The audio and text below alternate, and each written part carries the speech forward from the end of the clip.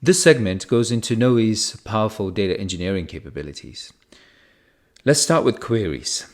The Data Explorer on the side, if you open that up, you can see all the assets in that data source and go into each.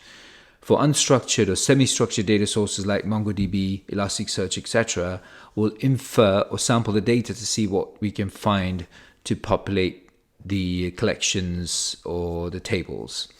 Nested structures are also supported, so you should be able to drill into those as well.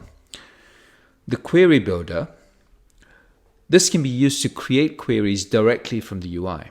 You can set up aggregations, filters, etc. right within the query builder itself. And you can see the query being generated on the right-hand side.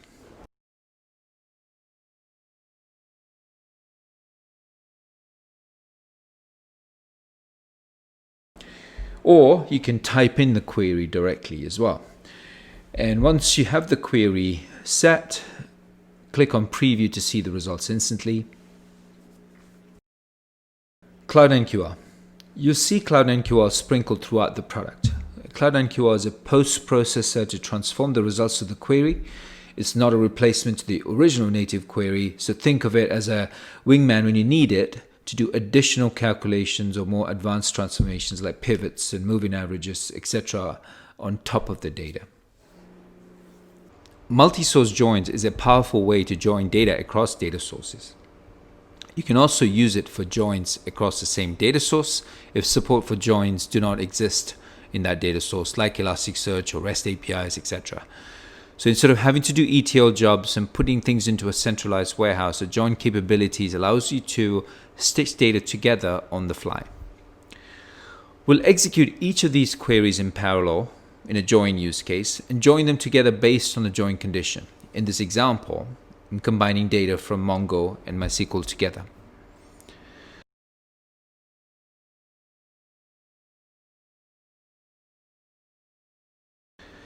Now, once you're happy with the query or the set of queries, you have the option to make it a direct query.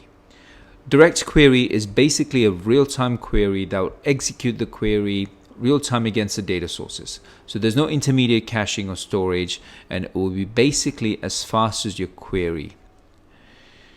The other option is to let us run the query on a schedule. The results are seamlessly stored into our storage mechanism, which we call Elasticstore, that we will automatically provision for you. These results are then served up via visualizations and dashboards, etc. So this is handy when your queries take a while to execute because you have large amounts of raw data, or you want to shield your operational database from analytics type loads and let the Elasticstore be the one taking the brunt of the loads. You can also use it for more advanced use cases like incremental updates. For example, if you have time series data that you've run historical queries against, but you just need the data for the last few hours, that you can set up using the override strategy to just query for the last few hours and have it incrementally updated and so on. So to recap, we've gone over queries, Cloud9QR for more advanced transformations, multi-source joins, direct versus using our Elasticstore mechanism. But now I'd like to conclude this segment with datasets. Datasets are the foundation of everything else you do in Knowi. At a simple level, you can think of datasets as the results of queries, but it goes beyond that. It's a reusable component that abstracts all the underlying data complexity.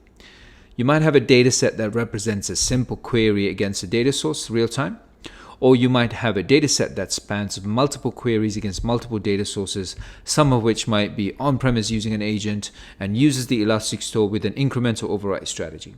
It doesn't matter. A dataset is a dataset that represents some data regardless of how it's all put together. So why is it important? First, widgets and visualizations are driven off the dataset. So you can have multiple views that are driven off the same dataset. In addition, alerts are also driven off the dataset as well. Number two, it's a reusable component. You can reuse it for the next set of queries. If you needed to reuse it for another set of joins or queries, you just use the linked dataset option to reuse it.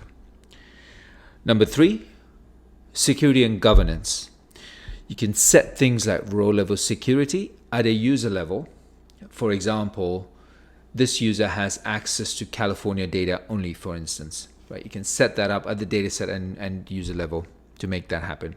Number 4, our natural language processing and taxonomy is driven off datasets.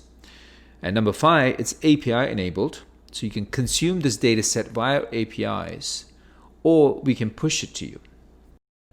I hope this clarifies a lot of the key data engineering concepts within Knowi. The documentation for all of these, if you want to go into these into more detail. You can always ping us on chat if you have any questions, or email us at support@knowi.com.